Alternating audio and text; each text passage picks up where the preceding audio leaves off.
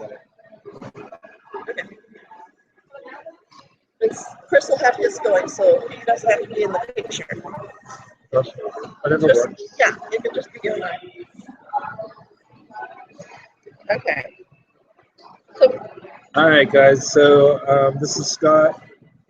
I'm Shelley Ray, and Wiki Mouse is over here still logging in. He'll be online in a moment. So there'll be 2 Google Hangouts running that shows. No, it'll be one Google Hangout that just has his on. Oh yeah, what she should have said. And we're meeting at the Washington House, which is cool and loud, but hopefully we'll also have some written notes this time. Yeah, we can see the sound bars working okay, so we know at least we're Right.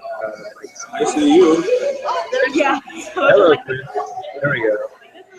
All right, so the main reason that I wanted to have today's meeting was to talk about the steps to getting ticket sales.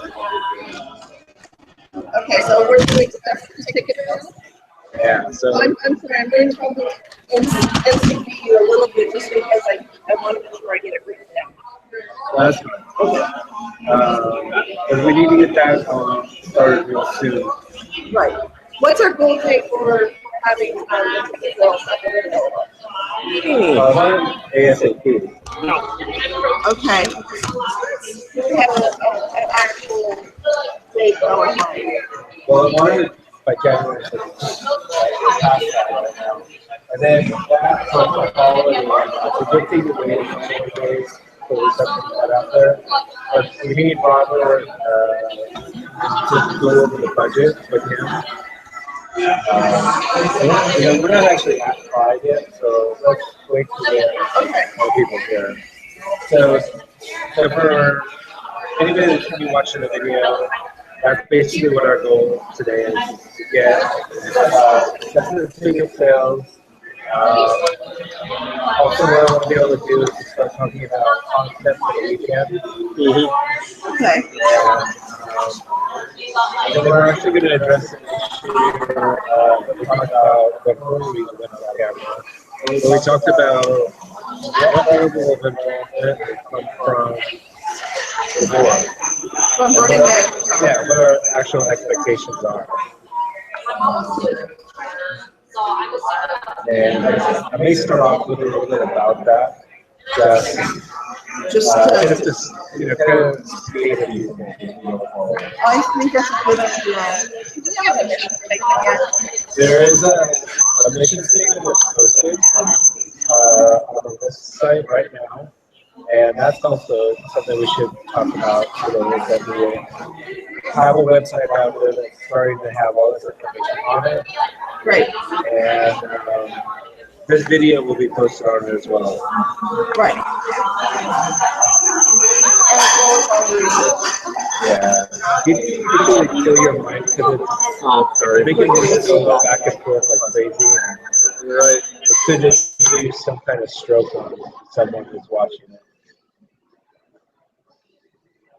I don't know if that's helpful or not, if that's good, but I'm just worried that I see this screen jumping all over. Right. That tells us the mic is live. We're picking up something.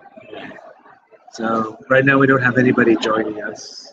No, but we at least know that it's very easy to join because we're going to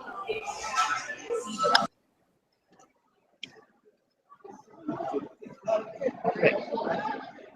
So if you join, please do mute your mic unless you have something to say. Otherwise, our screens will flash between an unmuted mic and the and our mic. Yeah. I accidentally just touched your butt, so I'm sorry. I didn't have to consent for this. I thought it was it your was accidental. I thought it was your phone. Well, when grabbing for the phone, I don't want you to think that's being inappropriate. I like last year, we had this huge thing with consent on the playa. Yeah. And one of the things that was posted was a kitty with its paws up in the air. And it said, consent cat likes when, you get consent or something like that. Right. Consent cat has always been in my head since. So Well, and I love cats on their bellies because you know that you have consent for one, two, the third one, oh, hell no, you're done. Out comes the claws. You ask for two, you don't get three. I was texting Robert.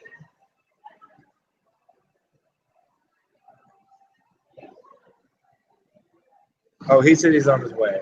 Okay. If I'm understanding that correctly. Yeah, make room for you guys. Oh, right here? Oh, thank you, honey. Perfect.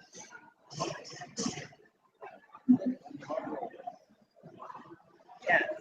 Sorry, I'm texting our technical and money guy just to make sure he knows where we're at.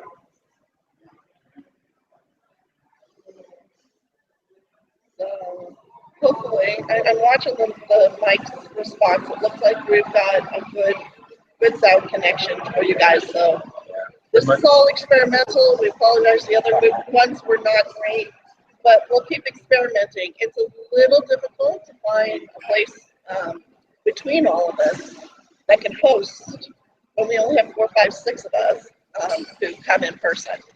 So obviously, renting a room or something along those lines is not financially, fiscally sound. So that's why you're trying to consistently see us this way. Yeah, at least now we've got something publishable. We do. I did a meeting last week for my teen camp, Sun Guardians, and I ran a Google Hangout, and everything saved really nicely. I was really happy. But it just involved me starting the Google Hangout right from the start. Right.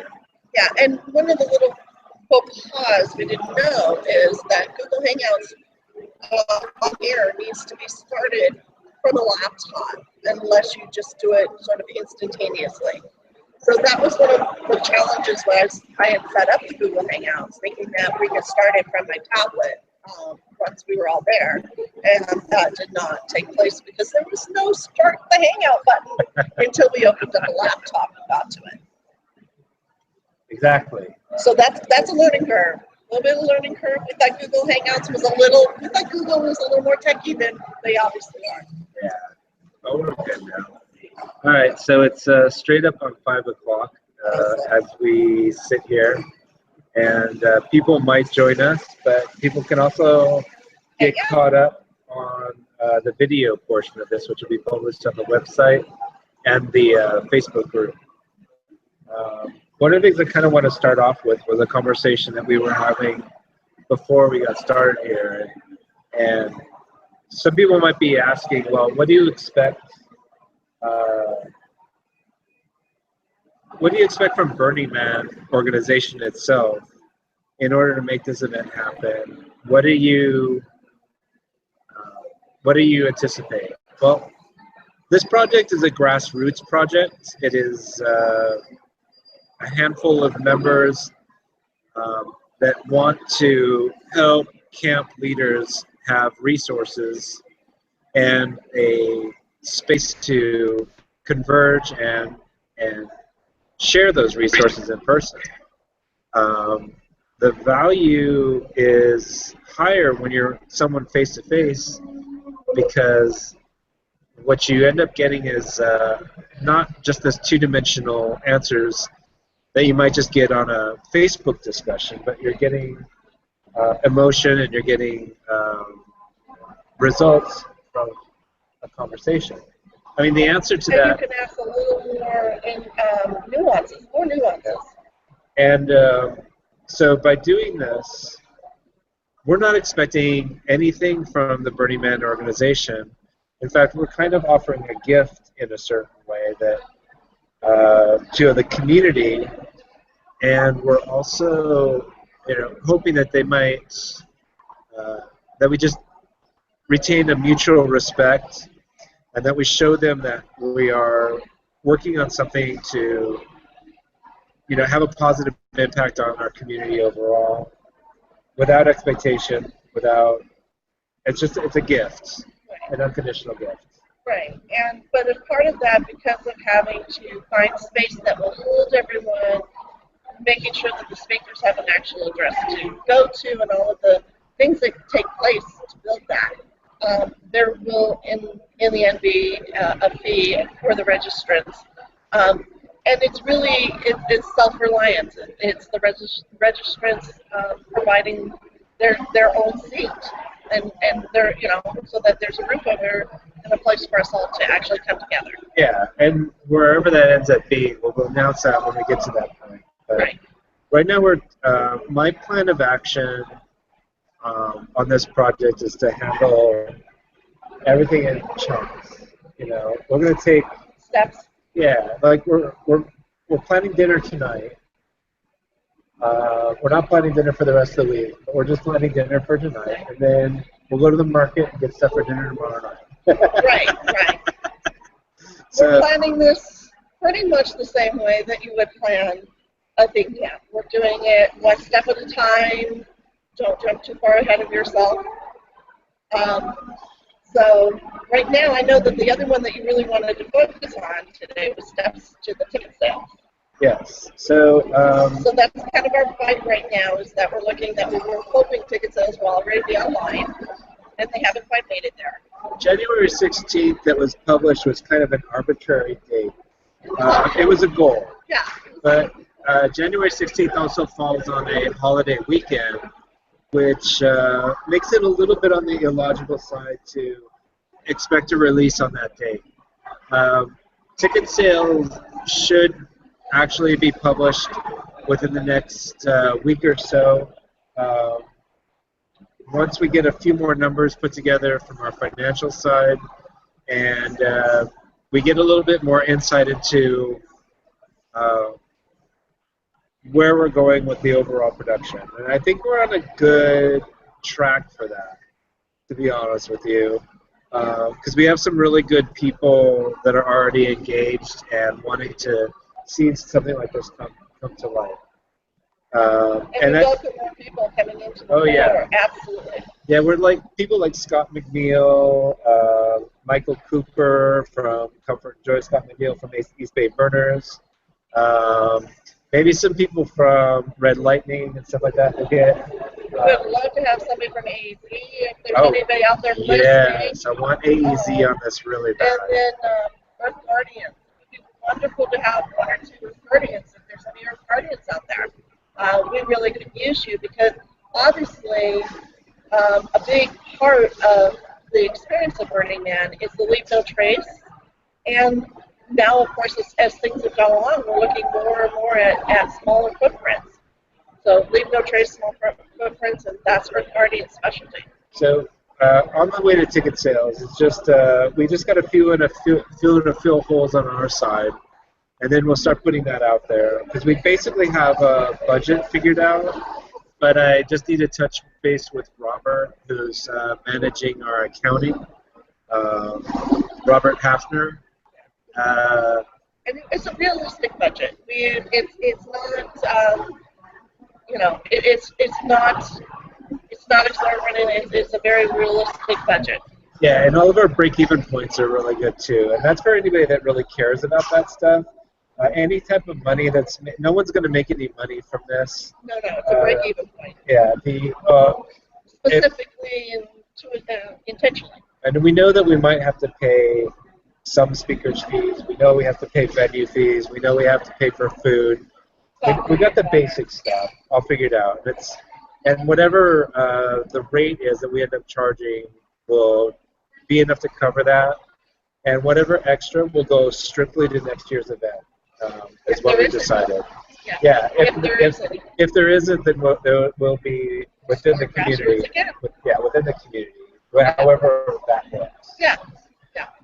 But the biggest thing is this is intentionally a break-even event, because the idea is that you're just paying for your seat in the room and for the information that you're gathering. Yeah, and in the end, what we do is hope you're leaving with not only a bunch of really good information physically, but that when you're there, that you have a notebook full of notes and exciting ideas.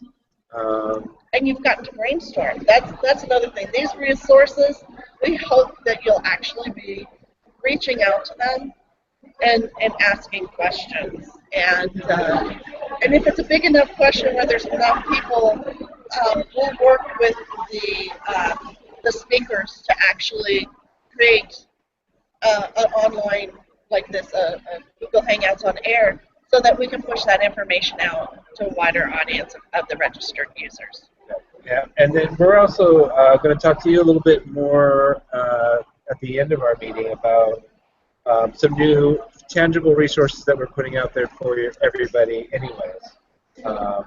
So we'll cover that in a little bit. But So, ticket sales is we're probably looking about in about a week. by about the 23rd, right? Yeah, about the 23rd. And it's simply because we need just to double check some financial numbers and make sure everything's good. It's just budgetary. And again, we'll have a lot of focus on our budget because we're intentionally breaking even, which, believe it or not, coming to a zero is harder than it sounds. So then you were going to talk about conference content. You had some really great ideas, and I know that Wiki over here has had some really good ideas of speakers and stuff. So why don't we hit content, and I'll take notes. If you guys look at the description of the event and on Facebook, as it is right now, there's an outline of kind of what I anticipated the weekend would look like in a snapshot. And I very quickly wrote out a list of subjects on there as suggestions of what it might look like. So if you come into the event, that you would have a chance to group together with everybody, break apart into smaller pockets, and do that at different points of the day that covers subjects that kind of go across the spectrum for camp leaders. Okay, just to clarify, because that sounded a little convoluted there for a moment. So the idea is that there will be, you'll hear somebody speak as a group. So you would go into whatever the subject is as a group because you're interested in that subject, and then you would have breakouts. Yeah, there's smaller groups. The inspiration for the schedule is very much like the Global Leadership Conference. Right. Which nobody's heard about, so why don't you? Well, we've got some people here that have definitely been to a Global Leadership Conference in recent years, but for those that haven't, I mean, we usually start off the day in a group session where we got a little warm up. Then we break out into smaller segments, different subjects that people want to be part of, and that'll go on for about a day and a half altogether. These different breakouts and group gatherings. Kind of typical conference where you move from one speaker to another. Yeah, and then we'll have a keynote speaker at one point.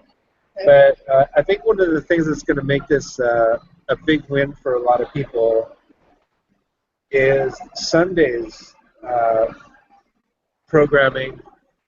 We're going to start off, at least the plan is, to start off with vendors that are coming to Burning Man. Yeah, the vendors, we want them to come to the event. We want them to have the chance to get to know people that want their services and maybe even contract services while they're there. And then at another point in the day, there's something called an unconference. Is that going to be Sunday? That's on Sunday at the current schedule. Okay. The unconference will be basically the people that are attending the event can choose the subjects that maybe isn't already covered or they want to expand on, and and lead their own workshops. Yeah, so basically the way an unconference works is, and I know we haven't figured out how the logistics of this one will work, but usually there's a way to let everybody know that here's a topic that people are interested in. You then like yay or nay it, and then Sunday, if there was enough yays, everybody would come together and who was interested in that topic and chat on it in smaller, more intimate breakout type groups. Yeah, and then what we'll do is we'll take suggestions through the to the day through that Saturday. people can make It's always suggestions, Sunday. and then we'll decide which ones are like Whoever the work, gave and the- then we'll let people like choose which ones they want to be a part of during the assigned. And it's a great time, really. I mean, with the vendors going to be there, this is going to be a great time to not only ask what's going to work for the vendors, but to also hear how it's worked in the past and what your questions might be and get those resolved. Because I know we all seem to have a lot of water and gas and those type of questions, Yeah. field questions, and water, and of course, I think the suck-em-ups yeah, it's funny. It's like one of the big things that I saw coming out of questions this year was about fuel, because there was a whole new thing about fuel that I think a lot of people could have benefited on. With Yeah. a little bit You more want to run information down out on there. fuel, or want me to run down on fuel? Go ahead. Okay. Well, the thing is that because the land is at such a critical stage, we've been in drought and everything, they really are trying to lower the impact. And one of the ways they want to lower the impact is less fuel spills. So that's why everything was supposed to be contained. As part of that, amazingly, the fire department thought that it might be healthy if fuel was stored under people's trailers. I thought that could be a problem. So again, leaks and propane leaks and fuel leaks of all sorts, including artists. They were not really enforcing it, but I know at the theme camp last year, that meeting they were talking about that, their end goal is to make sure everybody has their stuff, the fuel contained in a container.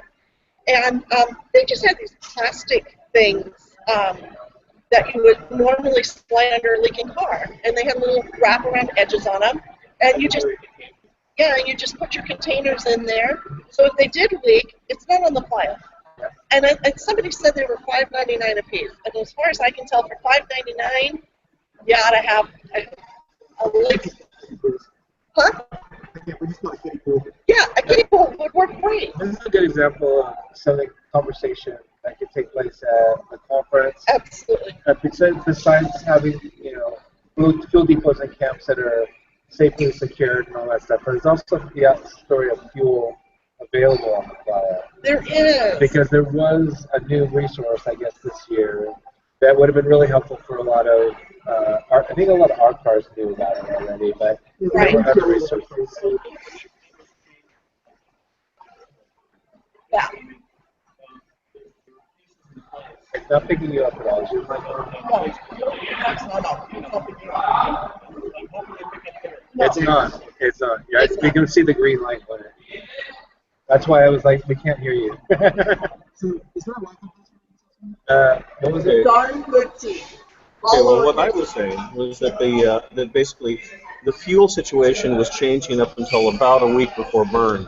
A lot of the pieces were in place where the contracts had not been signed, so the information was available, but it was not official. It was something that still people needed to know about, but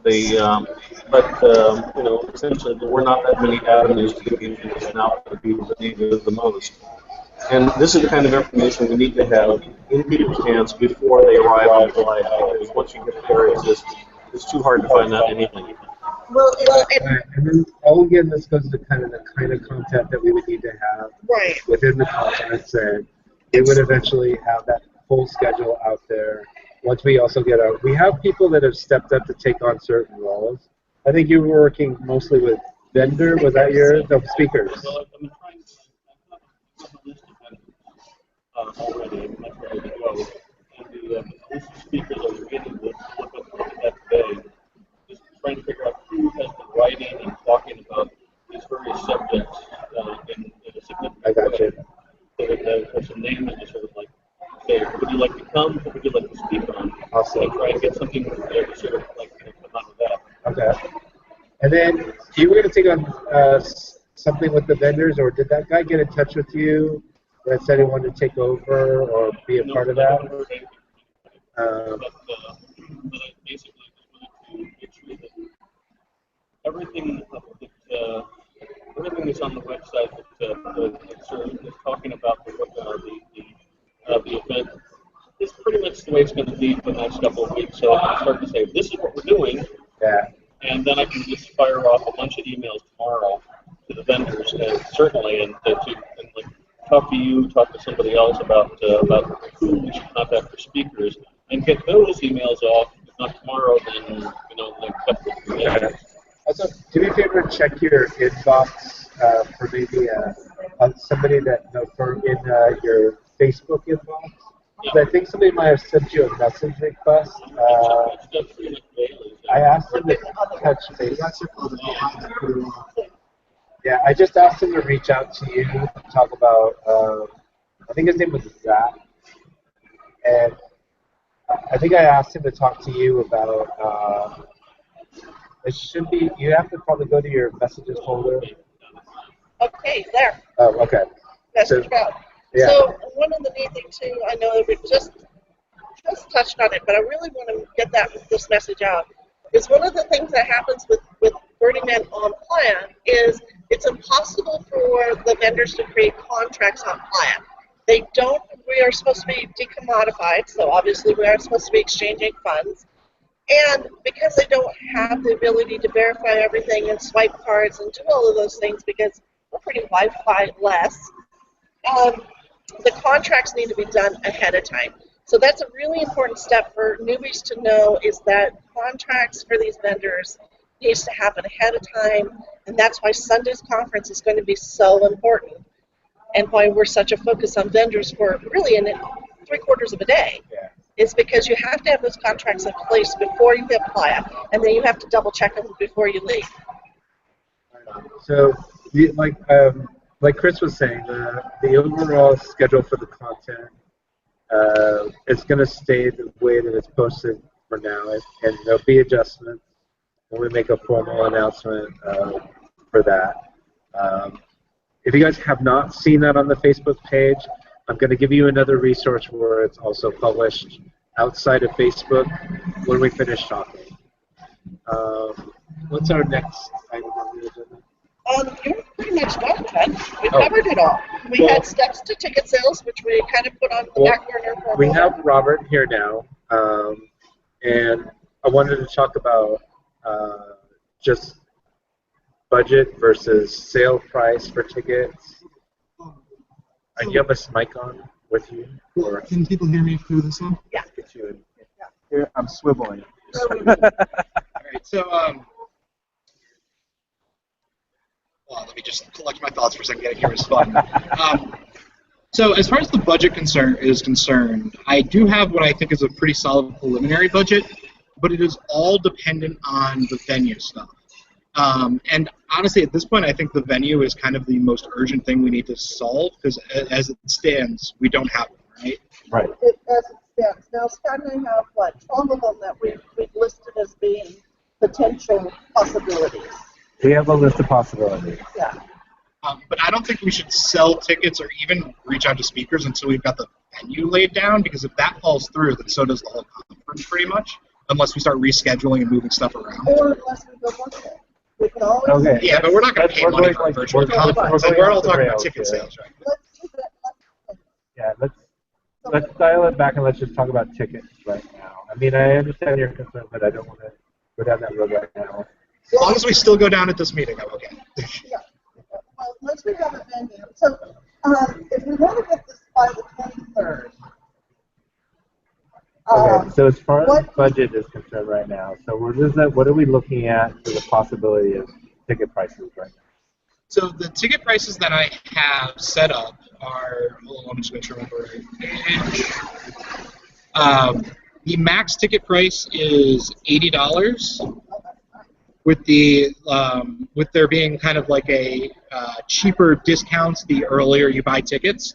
So the cheapest tickets would be $48 for the first 20 people to buy, $60 for the next 40, $68 for the next 80, and then $80 for the next 40, the last 40, and that brings us up to 180 paid people with 20 comped people.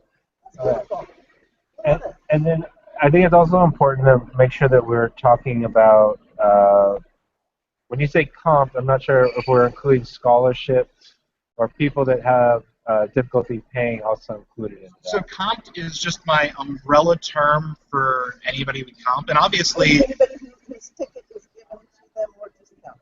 No, just free. the discounts aren't and keep in mind that if we add more to the discount list who would not have come anyways, then it doesn't affect our budget. In other words, if somebody could not have paid anyways, they're not going to come, they're not going to buy a ticket. If we take that comps number, which I literally just made up, turn it from 20 to 30, if those 10 people wouldn't have bought a ticket, then it doesn't change our budget in any real way. Whereas if we open that list up somehow and we expand it to like 40 people, but 10 of those people would have bought it, then that's where we're eating out of our own thing. So if we add a scholarship into this later on, assuming that the scholarship is meant for people who are financially unable to participate, it's not going to affect our budget. It might affect our member cap. In other words, the maximum amount of people, because I did set this up with trying to distribute 200. Yeah. But we can tweak any of those numbers around. I basically said that 10% of the people would be free. And again, just because I think this has to be different, I believe our agreements were that those who volunteered this year would be eligible for a comp ticket next year. Early investment, and then we comp the following year. And I've got that down there. Volunteers, 0 volunteers who are free this year. Yeah, I think so. And hopefully our T-shirt sales will mean that the T-shirts essentially break even or get us a little cash. We can give volunteers T-shirts this year for free as a way to compensate them. That's going off Okay.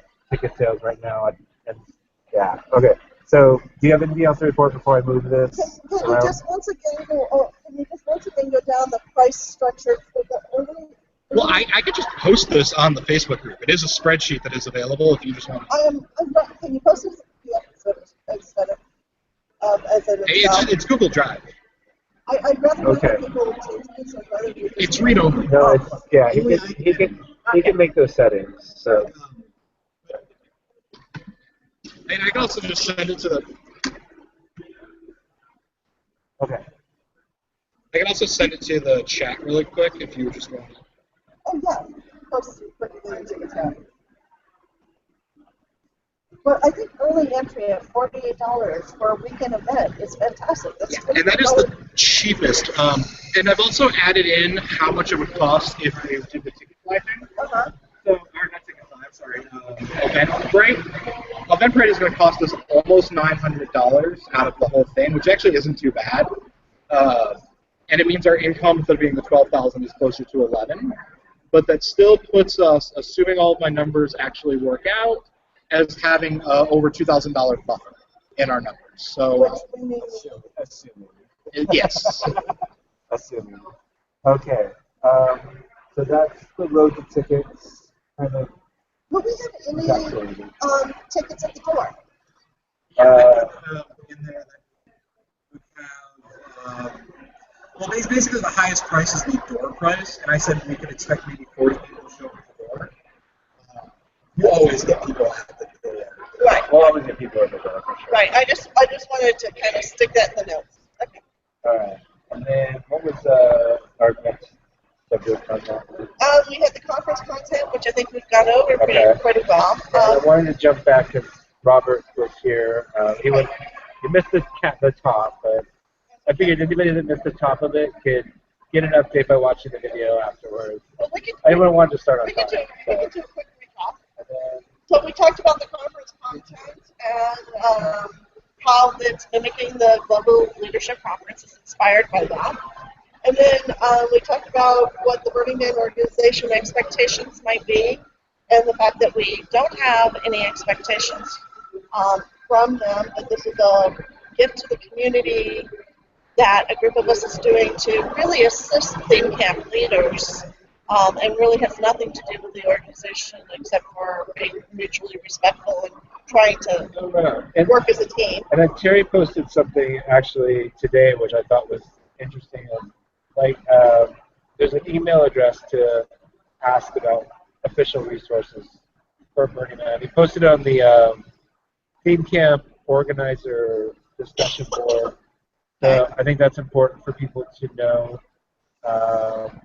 But at the same time, if and we talked about this, I think I don't know if we talked about it on air before, Okay, but we don't want to inundate. a Okay, so we have not talked about drain on resources. I think that's where you're going. Yeah, we don't want to inundate Burning Man organization. the Burning Man people with emails with questions. We want to encourage people to explore the resources that are available. So part of our goal is with the website, you will have the ability to, instead of trying to scoot around to 14 different web pages, come into one central station and hopefully have a little more solidity.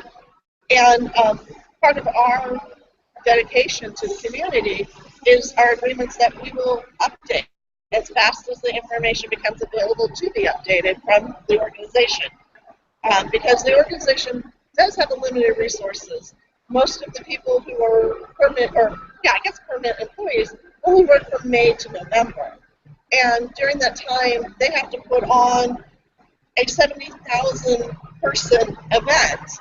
It's very difficult for them to focus, to get distracted. It's easy to get in the weeds. So basically we want to avoid that because it also does count against you as far as placement is concerned. It counts against you as far as placement is concerned. And we don't want to encourage people to not use resources, which takes us into actually our kind of next subject, or was the mission?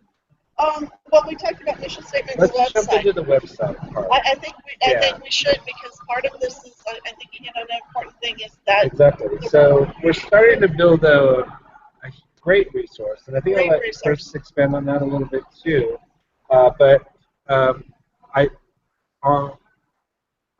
Jumping on words there. If you go to LiSP2016.realityburns.org, you're going to see the beginnings of a website that's dedicated to this year's event. There's going to be more to it, and Robert and Chris, I think, are working on. Will you type the webpage link into the chat? Are working on a wiki, which is going to expand a lot of knowledge. You want to cover that a little bit? Okay. The basic idea is that we want to set up a knowledge base for theme camp organizers. We can put in essentially an index for like all the information that's on the Burning Man site, so that there's a little bit more direct linkage to all of that information.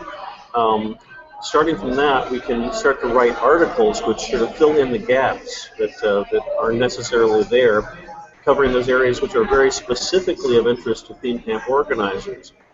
Once we start writing them, we can actually start filling in outlines of other topics, which other people can also start filling in. So I figured that in the next 9 weeks before the conference, we could actually have a ton of information readily available, checked by many eyes, that could be, the core of anything that a theme camp organizer would really need to know. And it's an ongoing thing. We can keep building on that through the year, up to the burn, and after. So it's like this is sort of the starting place for just some core information that is of specific need for theme camp organizers. That's really that's the best way I can summarize it. Well done. All right, cool. Thank you. Okay, Thank you very much. I think the next thing that we're looking for volunteers. Yeah, we have a volunteer coordinator that has joined us. Cooper, or Michael Cooper, or Coop, is somebody that's on our group here, and who will be following up on our video when we publish this. But if you go to the to our Facebook group, yeah. Yeah, let's send them to the website, list.realityburns.org.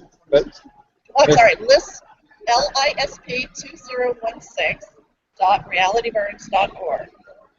I don't think the volunteer form is linked there yet. Do we have an email link there? Somebody can just drop us a note. Not yet. Yeah, will you send up just a quick email, and then I'll be happy. I mean, I'm secretary. I'll be happy just to respond to people individually at this point. Okay.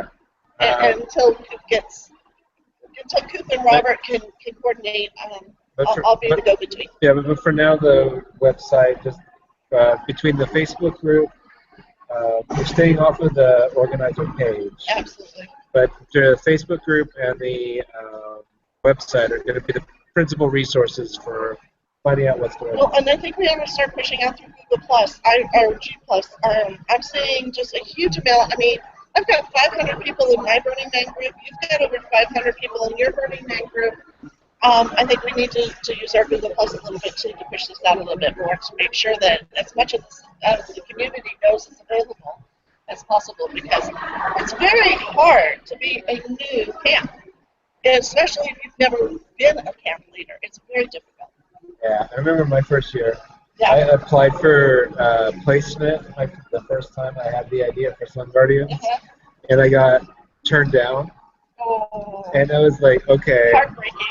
I'm not doing it now. I gave up that year.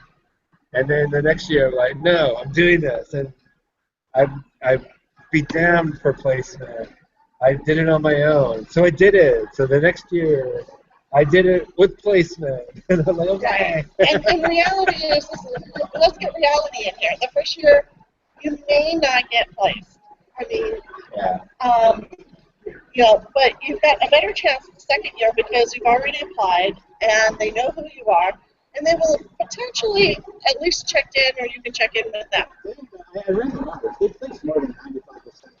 Like, This year, yeah. They did. really They do. did. They do an amazing job. In my camp, our first year, we didn't have enough shit together, and they still gave us a spot. I think we kind of have to double it. Well, you know what? But they released the numbers. They still do 95%. They do. They are doing an amazing placement. Such a big. I mean, all I can tell people is the job that placement does is really quite amazing, and so it's impressive. And fill out. Get your application. The applications are normally due when? About April. Mid-April, right? April, yeah. And so. Well, depends on this year because everything's booked up at this point. Well, my thought is when this is up and running, bring your application with you to the event, because and along with your notes, you may be able to find some answers from other people on things that get you stuck. Like, how do I do a camp layout if I don't know how to do a camp layout because I never had one before? I mean, Sure. Some stuff just may. All of this again will go into content for the weekend. Absolutely. And we'll work all this out together. But this is our ad at the end of our. Yeah, and then I just want to touch base on, we talked about the mission statement too. If you guys look at the website and you look at the Facebook group, we do have a brief message on there of what we're doing, and it will be refined, but the heart of it is still there. Oops. Oh, that's Ron. Hi, Ron.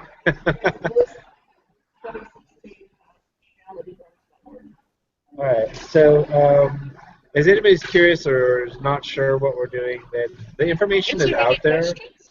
And then just go ahead and take a look at that, and we can address that later on, where you can post later on in the Facebook group.